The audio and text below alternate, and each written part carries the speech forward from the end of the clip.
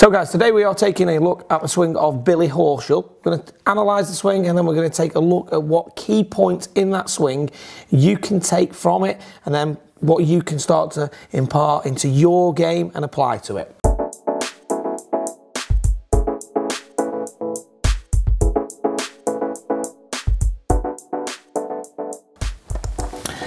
So I'm going to look at Billy's swing here because he's got some really cool black and white footage from PXG. So from setup position, absolutely perfect lines, you know, it's fantastic. You can see straight away here that the hands are hanging straight underneath the chin, sort of through here, underneath his shoulders, in a great position there. Now, having a look at the backswing, this is where I believe that lots of great things you can learn from. So it's a very modern swing, i.e. everything's really matching up. What I mean by this is that the club and the body are moving back perfectly in sync. So from the first move right here, we can see that the club is a perfect extension of the belly button right there. So this is your classic one-piece move away from the ball. And we can see that the leading edge of the club is also parallel to the spine right there. So that means that nothing has changed from address. He's just simply started to wind his chest and his hips back. From here, we see that the club starts to move upwards and it goes straight through the middle of his forearm, and the golf shaft is pointing back down towards the golf ball, okay? From here, we then see he starts to take it up to the top, and at that top of the backswing, his right elbow is very loaded, okay, and it's low down. So we see that the right elbow is below the left by a fairly decent amount right there, okay, and it is very much in front of his body. So there's the right trouser pocket, and we can see that that right elbow is really loaded down. Okay, so this is going to mean that on that downswing from here, the arm's going to work down and in front of his body, and it means that he's going to have a lot of space. So we can see that space generated here with that triangle of daylight in between his arms and his body. Okay, and then from here, despite the fact that his lower body is really unwinding quite aggressively, because his arms are so in front, the golf shaft's now out in front of him and he's got loads of space at impact. We can see the chest and the hips are pretty open there at impact, and then the club starts to exit left. And what we mean by that is the club is coming out through the low part of his body, that's going through his rib cage as it's exiting, and then he's coming around to the finish. Having a look at this from the front view, we can then see he has got really stable lower half. So watch that left knee. So if we highlight that left knee, we will see that it really doesn't move very far at all during the backswing. So what we'll see is, as he winds up to the top, okay, he gets that set halfway back here, which we see from down the line.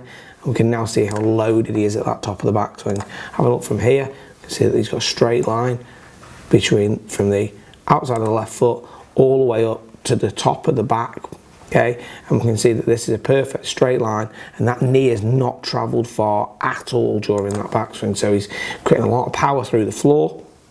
What happens is that left knee can now separate on the way down, okay, so when that left knee separates, what we see is that the lower part of the body, so kind of the shin, is now angled towards the target here. Hip is behind the low part of the body, and then everything can unwind around, and we see that he really does unwind heavily around, and you can see how much weight has gone into his left heel at the end of the follow through, and you can see the forefoot of that left foot is very much up in the air. Okay, so he's really into that heel and aggressively gone around. Okay, so the bits for you guys to take from here: that stable lower half, so that's that left knee staying very quiet, okay, while he's winding up, going back. And the big one for me is just how well he takes that club back on plane from down the line. We can see here the club works upright, it's fantastic, it goes through the forearm, really like this, and then how in front of his body he has it at the top with the right elbow loaded down. I would guess, just looking at this, that his arms are slightly longer than his body, because we can see the arms are just a little bit above the shoulder plane right there, which means that he's able to come down with all the room in the world that he needs to deliver that club. So guys, we're now going to go outside and take a look at a couple of the bits that you can start to apply to your game, and maybe a couple of drills that you can start to help you make these moves. So guys, we're talking about what you can get out or take out of what Billy Horschel does in his game. So One of the big bits is that left knee in the backswing. We can see that he's very, very stable in that left knee. And what you could do is flaring that left foot will enable you to keep that left knee a lot quieter and more stable to that top of the backswing position. If you get that foot too square, what will tend to happen is that knee wants to collapse too much. So you can see that his doesn't move very far at all. So having that foot flared allows that knee to trace more on the line of the foot. And then obviously in that transition, you can then use that left knee to start that movement down, which then allows to make the transition from the ground up. The other thing is we could see how well he set the club, but the right elbow move. So you could see that right elbow is super low down here and in front of the right hip. That means obviously that he can start to get those arms a lot more in front. What you're aiming to do is make sure that that right elbow is as close to the left as you can get it, and that it's more in front of your right hip. If it gets behind you, okay, you're going to be in all sorts of trouble. We could see there with Billy as well that his arms were fairly high, so that's to do with his span. So we're talking like Vitruvian Man, obviously, matches. I would say that his arms look longer because they sit on top of that shoulder plane.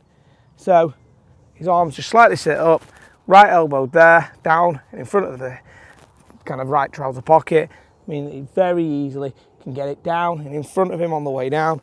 Therefore, everything can start to be released together through impact, and that is a key move. So knee stability with the foot flare will help it, and the other one is getting that right elbow down and forwards in the backswing. So guys, there's a couple of key points there to take out of Billy's move, which I really think will help you with your game. Okay, if you haven't subscribed to the channel, please do so. Comment below, let us know what videos you'd like to see going forward, because we make the videos for you, and your suggestions are really useful in what content we will make. Thanks for watching, and talk with you again soon.